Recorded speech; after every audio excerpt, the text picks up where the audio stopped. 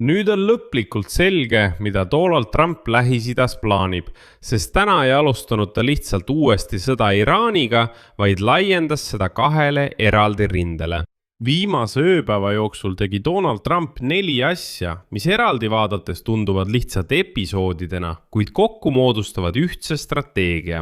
Ta teavitas ametlikult kongressi, et USA on taas sõjas Iraaniga, mis annab talle 60 päeva aega sõdida ilma seadusandjate heakskiiduta. Ta kuulutas välja Iraani täieliku mereblokaadi, mis tähendab, et Ameerika laevastik peatab kõik Iraani suunduvad või sealt tulevad laevad olenemata lipust ning vastuhakkajate suhtes võib kasutada jõudu. Ta lubas Iraanis õhku lasta terve mäe, just selle sama punkri, mis asub 600 meetri sügavusel graniidi all ja kus arvatakse olevat peidus Iraani. Ja kõige tähtsam, millest viimastel päevadel peaaegu ei räägita, Trump andis Saudi Araabiale rohelise tule Jeemeni pommitamiseks ning täna võtab ta ovaalkabinetis vastu naaberriigi Iraagi peaministri, kus muide on olemas ka Iraani vastu sõdima valmis relvarühmitus. See pole enam lihtsalt sõda Islamivabariik Iraaniga, see on kogu regiooni ümberkujundamine. Aga Jeemen ja Iraak, need muutuvad uuteks rindeteks. Ühel pool sõditakse võõraste kätega, teisel pool naftalepingutega. Ma selgitan, mida selle all mõeldakse. Selles saates analüüsime, mida täpselt Donald Trump plaanis ja mis täpselt praegu Lähis-Idas toimub. Minu nimi on Aleksei Petši, arutame seda teemat koos. Aga enne kui alustame, palun tellige kanal. Me liigume 300 000 tellija piiri poole. Olen tänulik just teie tellimuse eest. Nii et räägime kõigest järjekorras, et mitte segadusse sattuda. Alustame dokumendist, mis jäi peaaegu märkamatuks, kuid tegelikult on see kõige võti. Donald Trump teavitas ametlikult USA kongressi, et riik on taas sõjaseisukorras Iraaniga. Tsitaat kirjast, tsiteerin. 7. juulist alustatud löögid on sõjalised tegevused, mis vastavad minu kohustusele kaitsta ameeriklasi ja Ameerika Ühendriikide huve nii riigisiseselt kui ka välismaal. Milleks seda vaja on? See võib tunduda formaalsusena, kuid tegelikult ei ole see nii. Ameerika seaduse kohaselt võib president pidada sõjategevust ilma kongressi sõjakuulutuseta täpselt 60 päeva. Nagu te mäletate, just sellepärast kiirustas Trump aprillis aktiivse sõjategevuse lõpetamisega, et mitte sattuda olukorda, kus kongress oleks lihtsalt kohustanud teda peatama. Siis pärast vaherahu väljakuulutamist nulliti 60 päeva loendur lihtsalt ära. Ja nüüd alustab Trumpi uus teavitus uut 60 päeva arvestust. Trump sai 2 kuud vabadust, ta võib kogu jõuga sõdida ilma, et kongress oleks sõda välja kuulutanud. Ja just see teeb selle sammu küüniliseks. Kordame veel kord. Mais teatas Donald Trump kongressile, et lahingutegevus on lõppenud. Juunis hääletasid nii esindajatekoda kui ka senat selle poolt, et operatsioon Iraani vastu lõpetataks, kui seadusandjad seda ei kiida heaks. Demokraatidega ühinesid isegi mõned vabariiklased, kuid need resolutsioonid on sümboolsed. Neil on sümboolne iseloom ja need ei ole seadused. Ja Valge Maja oleks igal juhul neile veto pannud. Teisi sõnu, kongress ütles sõjale ei, aga Trump vastas, et tal on jälle 60 päeva ilma kongressi heakskiiduta ja jätkas sõda. Ja siin on Donald Trumpi kirja lõpp kongressile, mis kõlab lausa üleskutsena režiimi vahetuseks Teheranis. Järgneb tsitaat. Ameerika Ühendriikide relvajõud on valmis võtma täiendavaid meetmeid tagamaks, et Iraani Islamivabariigi valitsus ei kujutaks enam ohtu. Nüüd numbrid. USA keskväe juhatuse andmetel ründasid Ameerika sõjaväelased möödunud nädalal enam kui 300 Iraani sõjalist objekti. 14. juuli öösel toimus 3. rünnakulaine, mis kestis järjest umbes 5 tundi. Enne rünnakut ütles Donald Trump, tsiteerin, me lööme neid täna öösel väga kõvasti ja lööme neid homme kõvasti ning nad ei saa selle vastu mitte midagi teha. Samal ajal kuulutas Donald Trump taas välja mereblokaadi ning selle tingimused on karmimad, kui esmapilgul paistab. Ühinenud mereinfokeskuse teatel algas blokaad teisipäeval ja hõlmab kõiki Iraani sadamaid, naftaterminale ja kogu rannikut. Ameerika laevastik hakkab peatama kõiki Iraani suunduvaid ja sealt väljuvaid laevu, sõltumata lipust. See on sõna-sõnalt kirjas mereinfokeskuse avalduses. iga laev, keda kahtlustatakse blokaaditsooni sisenemises või sealt lahkumises ilma loata, võidakse peatada. See võidakse sunniviisiliselt teisele marsruudile suunata ja kinni pidada. Laevade suhtes, mis ei täida nõudeid, võib seaduslikult kasutada jõudu. Lisaks, nagu te mäletate, seesama Donald Trumpi nõue maksta 20% kõigi Hormuzi väina läbivate kaupade väärtusest Ameerika kaitse eest. Tegelikult kaotas Trump enesevalitsuse ja teatas, et kavatseb kogu Hormuzi väina enda kontrolli alla võtta. Iraan vastas seal, kus see maailma majandusele kõige rohkem haiget teeb. Tiibraketid. Islami revolutsiooni kaardiväe korpus rindas 2 supertankerit, Mambasat ja Al-Bahjad, mis kuuluvad Araabia Ühendemiraatide ettevõttele. Lisaks rünnati veel üht väiksemat tankerilaeva. Praeguseks on teada, et hukkus 1 India meremees, 8 inimest sai vigastada, nende seas ka 2 ukrainlast. Kõik laevad said tõsiseid kahjustusi ja siin tuli välja üks väga oluline detail. Rünnaku sooritas Iraan Omaani territoriaalvetes. See tähendab, et Iraan ründab juba mitte oma vetes, vaid võõrastes, neutraalse Araabia riigi laevu. Ma tuletan meelde, et Omaan üritas sõja alguses peale. Alguses oli ta ameeriklaste poolel, siis läks Iraani poolele, siis üritas näidata end võimalikult neutraalsena. Nüüd ongi ta selle eest saanud. Ja see on signaal, et Iraan ei luba laevadel liikuda mujal kui piki oma rannikut.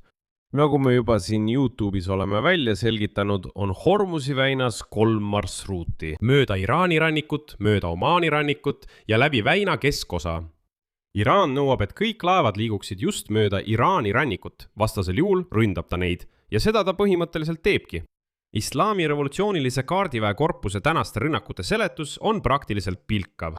Seal väideti, et laevad väidetavalt eirasid nende hoiatusi, lülitanud välja navigatsioonisüsteemid ja liikunud marsruudil, mis iraanlaste väitel oli miinidega kaetud, kuigi see ei vasta tõele. Ja nüüd Donald Trumpi kõige kõlavam ähvardus. Ta lubas hävitada Kirkimäe, see on Kirkimägi, või nagu seda farsi keeles nimetatakse, Kuhekalangasla. Järgneb Donald Trumpi tsitaat. Me hävitame Kirkimäe. Öelge iraanlastele, et nad oleksid valmis. Me jälgime seda väga tähelepanelikult. Me ei näe seal mingit aktiivsust. Neil on tuumaprogrammiga omad asjad, see pole oluline. Iga kord, kui me sellest kuuleme, me hävitame selle. Sellepärast nad ei taha sellest rääkida. Aga me tõenäoliselt ründame Kirkit üsna varsti. Mis see objekt on? Mägi-Sagrose ahelikus, juba hävitatud Natanzile lähedal. Sees on 2 sügaval maa all asuvat tunnelikompleksi. Ehitustööd käivad alates 2020 aastast. Iraan väidab, et seal pannakse lihtsalt kokku uraani rikastamise tsentrifuugid. Ameerika luure kahtlustab aga, et see on salajane deklareerimata uraani rikastamise tehas. See tähendab, et tegemist on strateegilise tuumaprogrammi varuplaaniga. Arvatakse, et just seal hoitakse peamist kõrgelt rikastatud uraani varu, mis nagu Trump väitis, oli tegelikult juba ammu maha maetud. Alles nädal tagasi ütles Trump, et Iraanil pole enam tuumavarusid, probleem on lahendatud. Aga selgus, et see ei vasta tõele. Ja siin on peamine. Objekt on maa alla viidud kuni 60, isegi 600 meetri sügavusele graniidi alla. See on väga oluline. Eksperdid on siin ühel meelel. Muidugi on see objekt kättesaamatu isegi kõige võimsamatele Ameerika Ühendriikide arsenalis olevatele punkripommidele. Analüütikud ütlevad otse välja, et sellise objekti hävitamine on võimalik, kuid tõenäoliselt ainult taktikalise tuumarelva abil. Ja isegi siis pole edu garanteeritud. Ikkagi 600 meetrit graniiti. See tähendab, et Trump ähvardab teha midagi, mida tema armee füüsiliselt teha ei suuda. Kui muidugi ei räägita mõeldamatust tuumarelva kasutamisest. Ja siin tekib küsimus, kas see on bluff? Kas see on psühholoogiline surve või on see pinnase kompamine millegi suurema jaoks? Küsimus jääb lahtiseks. Eraldi ähvardas Trump taas Iraani juhtkonna likvideerimisega. Tsitaat. Jah, ma võin nad hävitada, ma tean, kus nad on. Lühidalt, Trump läks seega tõesti hoogu. Aga see on alles algus, sest selle sõja kõige olulisem teravnemine ei toimunud Iraanis. Trump andis Mohammed bin Salmanile rohelise tule sõjaliseks operatsiooniks Houtide vastu Jeemenis. Tuletan meelde, et eelmisel nädalal teatas Saudi Araabia Ameerika Ühendriikidele oma murest ja palus toetust võimalike rünnakute jaoks, kuna Iraan tahtis murda Saudi blokaadi Jeemenis. Neljapäeval kohtus Saudi Araabia suursaadik USA välisministri Marco Rubioga. Juba reedel rääkis Marco Rubio Saudi Araabia välisministri prints Faisaliga. Ja samal reedel toimus telefonikõne Donald Trumpi ja Mohammed bin Salmani vahel. Troonipärija palus toetust ja sai selle. Juba esmaspäeval pommitasid Saudi Araabia lennukid Sana lennujaama. Sana on Jeemeni ametlik pealinn.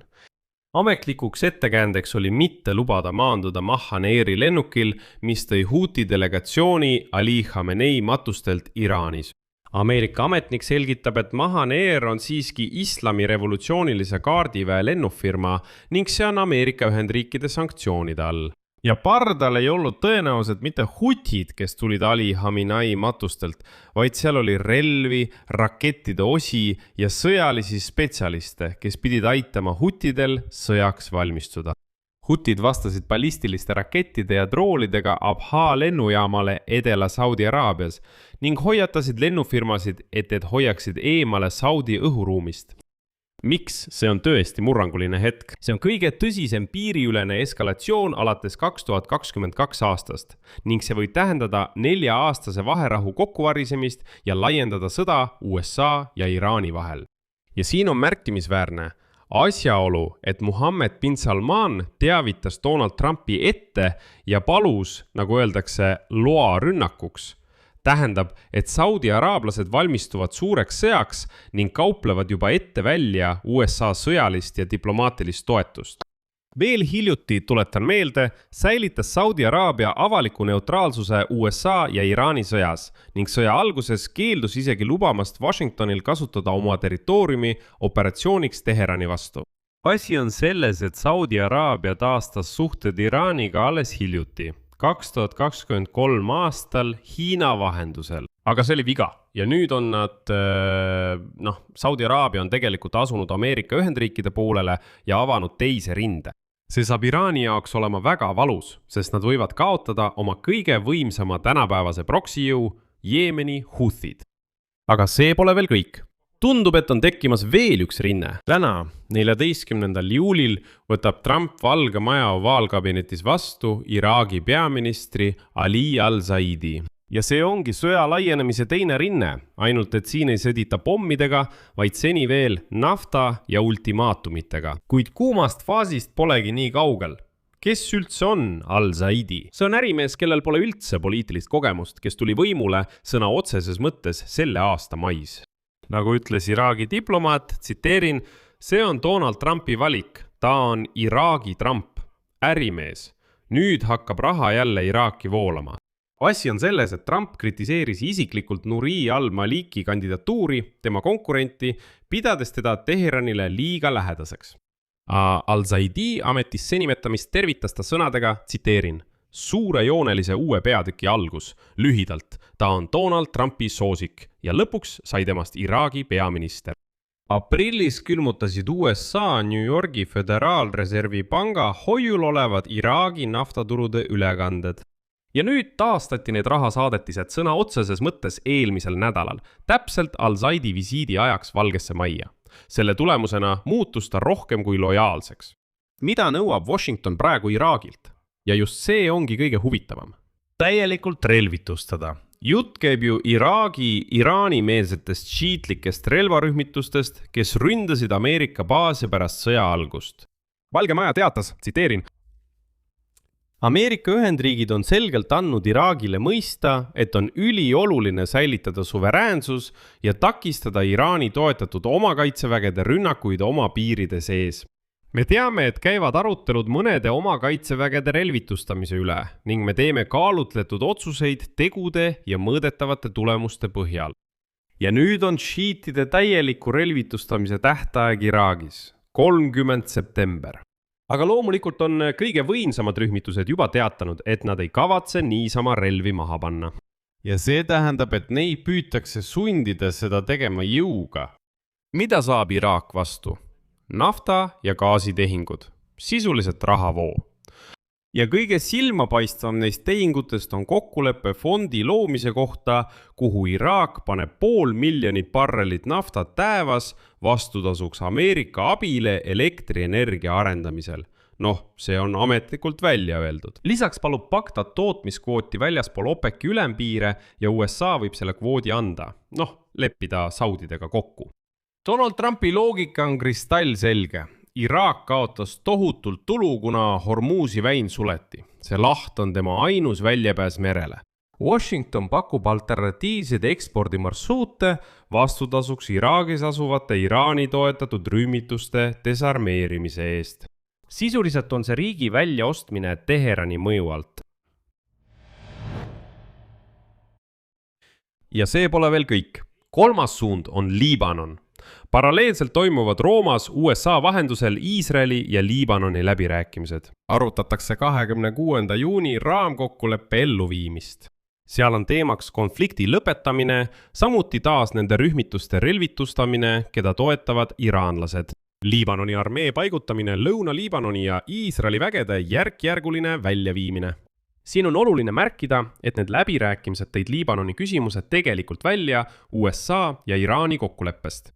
Ja siin, kui võiks see kokku võtta, muutub Donald Trumpi strateegia juba ilmseks. Trump kavandas Iraani võrgustiku täielikku demonteerimist kogu perimeetri ulatuses, mitte ainult Iraani sees. Iraanis endas pommitab USA armee sõjalisi objekte. Jeemenis pommitab Saudi Araabia Huti mässulisi. Iraagis on USA valmis investeerima suuri summasid vastutasuks šiitlike relvarühmituste relvitustamise eest, keda Iraan praegu aktiivselt toetada ei saa. Liibanonis püütakse survestada Hezbollah'd relvadest loobuma. Ehk siis 4 sellist punkti, 4 erinevat meetodit ja üks eesmärk, täielikult hävitada Iraani vastupanud telg. Muidugi on selle strateegia riskid tohutud. Iraagi rahvamalevad ei kavatse relvi maha panna. Nendega tuleb sõdida. Sõdima peab Iraagi armee. Hussiivid võivad sulgeda Bab el-Mandebi väina ja lämmatada Saudi Araabia, sest naftat pole kuhugi eksportida. Hezbollah lükkab Liibanonis täielikult relvitustamise tagasi, aga seda Iraanis asuvat Kirki mäge ei saa õhku lasta millegi muu kui tuumarelvaga. Just seal ongi Iraani tuumaprogramm peidus. Noh, nagu öeldakse, oleme sisenenud uude 60-päevasesse sõjaperioodi Lähis-Idas, nii et jääme jälgima, kuid vähemalt on nüüd selle sõjastrateegia juba selge. Siia panen 3 punkti, teie arvamus, teie järeldused, kirjutage selle saate kommentaaridesse, tellige kanal, vajutage kellukesele ja ärge unustage panna laiki. Kui soovite toetada selle YouTube'i kanali tööd, saate seda teha tehes annetuse ükskõik millise lingi või rekvisiitide kaudu, mis on selle video kirjelduses. Sellega on kõik, hoidke end, kõike head!